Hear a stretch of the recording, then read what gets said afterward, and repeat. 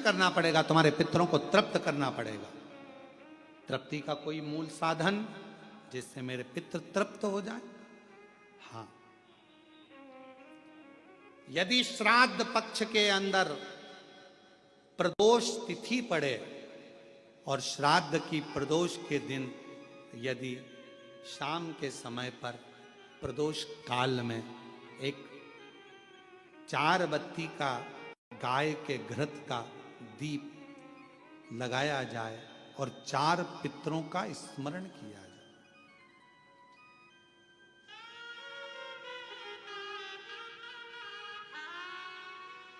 4 पितरों का स्मरण करो। वो 4 बत्ती का दीपक जलाकर पहले अग्नि स्वधा पितर, दूसरे वर्षद पितर, तीसरे आज्ञ पितर और चौथे सोमपति पितर।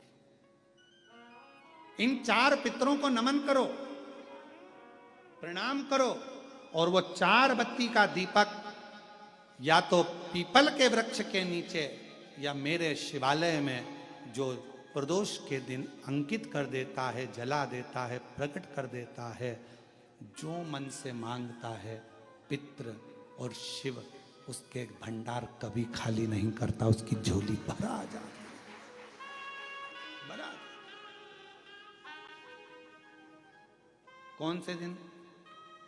श्राद्ध पक्ष में जो प्रदोष आए, प्रदोष के दिन, प्रदोष काल में दीप प्रकट करने की बड़ी महत्वता है।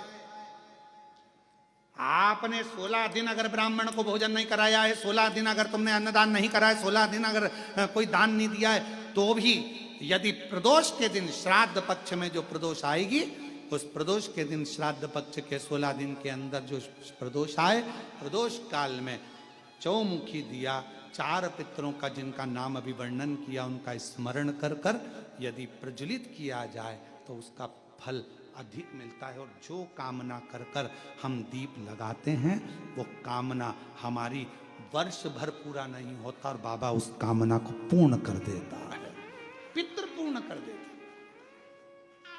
तो अपने पितरों का नाम लो और लगाओ चार, क्योंकि ये 4 पितृ 4 दिशाओं से हमको सुरक्षित रखते हैं। अग्निस्वध पितर हमारे पूर्व दिशा से हमें सुरक्षित रखते हैं। वर्षद पितर हमें दक्षिण दिशा से सुरक्षित रखते हैं। और महाराज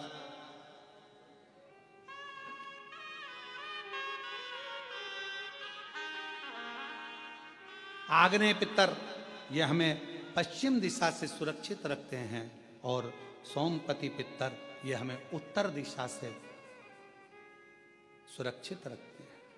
ये वो पितर हैं जिनका नाम लेकर यदि प्रदोष काल में, प्रदोष के दिन श्राद्ध पक्ष में अगर दीप 4 बत्ती का घृत का लगाया जाता है, या तो शिवालय में या पीपल के वृक्ष के नीचे, अगर वहां नहीं लगा सकते तो तुलसी के पौधे के नीचे, उसके सामने, या बट वृक्ष के सामने, या आंवले के वृक्ष के सामने, या बेलपत्र के वृक्ष के सम्मुख में, कहीं पर भी अगर इस दीप को लगाया जाता है और शिव का नाम लेकर उसको प्रज्वलित किया जाता है तो पितृ और शिव आपका कार्य सफल जरूर करते हैं और रक्षा जरूर करते हैं। हम तो यहां तक कहेंगे, किसी को स्वप्न आते हो, स्वप्न में भय हो जाता है, बच्चा एकदम रोकर उठ जाता है, चिड़चिड़ा हो जाता है, व्यक्ति के अंदर द्वेष उत्पन्न होने लगता है, क्रोध आने लगता है, बहुत ज्यादा टेंशन है, डिप्रेशन है, मानसिक चिंता है, उसको हम कहेंगे इस दीप को जरूर जला,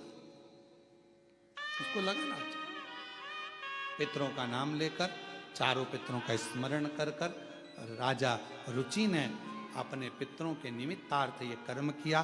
तभी इस कर्म को जैसे ही करा था, करते ही राजा रुचि को जो चाहिए था वो मिलने लगा। सामने से एक नदी के सम्मुख से एक स्त्री, सामने से एक सुंदर अप्सरा ब्रह्मलोचना निकल कर बाहर आई और जैसे ही आई, पूछा राजा रुचि ने, तुम कौन हो? कहा, मैं अप्सरा हूं ब्रह्मलोचना। आपने पितरों को तृप्त करा है दीप लगाकर, क्या चाहिए तुम्हें? मेरा विवाह नहीं हो रहा, कोई कन्या चाहिए। राजा वरुण की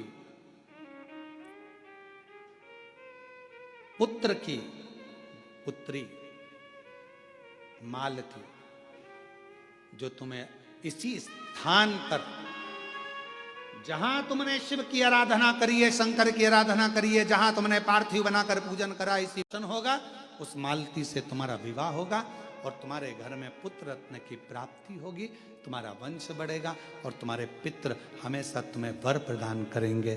बस वो मालती का प्राकट्य होता है और वरुण के पुत्र की पुत्री मालती का सम्मुख में आना, रुचि के साथ विवाह और दोनों का निवास करना। शास्त्र में भगवान कृष्ण गरुण से कहते हैं, गरुण पितृपक्ष में जो ये राजा रुचि की पवित्र कथा को श्राद्ध पक्ष के अंदर श्रवण करता है, भगवान कृष्ण कहते हैं ब्रह्मा विष्णु महेश और पितर उसकी झोलियां खुशियों से भर देते हैं। ऐसे राजा रुचि की कथा का वर्णन आता है। ये राजा रुचि की कथा है। राजा रुचि, पितृ केवल, कई लोग कहते पितृ का दोष लग गया। ना भाई, लोग केवल वर्णन करते हैं। कई लोग, कोई कहे तुमसे कि तुम्हारे यहां पितृ दोष लगा है, कोई कहे तुमसे तुम्हारे यहां काल सर्प दोष लगा है, कोई कहे तुमसे तुम्हारे यहां वास्तु दोष लगा है, कोई कहे तुमसे तुम्हारे कुल देवी देवता का दोष लगा है। एक काम करा करो, एक चावल का दाना घर से लेकर गए, 16 दिन श्राद्ध में जब से कथा सुनी है उसी दिन, उसी पल, उसी घड़ी या दूसरे दिन से प्रारंभ कर दो। कोई कहे पितृदोष है, कोई कहे काल सर्प दोष है, कोई कहे वास्तु दोष है। एक चावल का दाना श्राद्ध पक्ष में साथ लेकर जाओ, घर से एक लोटा जल भर कर लेकर जाओ। पहले चावल का दाना शिव जी को समर्पित कर दो, उसके बाद एक लोटा जल धीरे धीरे बाबा का मंत्र उच्चारण करते हुए पंचाक्षर षडाक्षर या श्री शिवाय नमस्तुभ्यम बोलते हुए और अपना गोत्र बोलकर, नाम बोलकर जल समर्पित करना प्रारंभ करो। धीरे धीरे आपको खुद लगेगा कि मेरे घर का सारा दोष समाप्त हो गया है। सारा दोष समाप्त। पितृपक्ष में जितना शिव की आराधना कर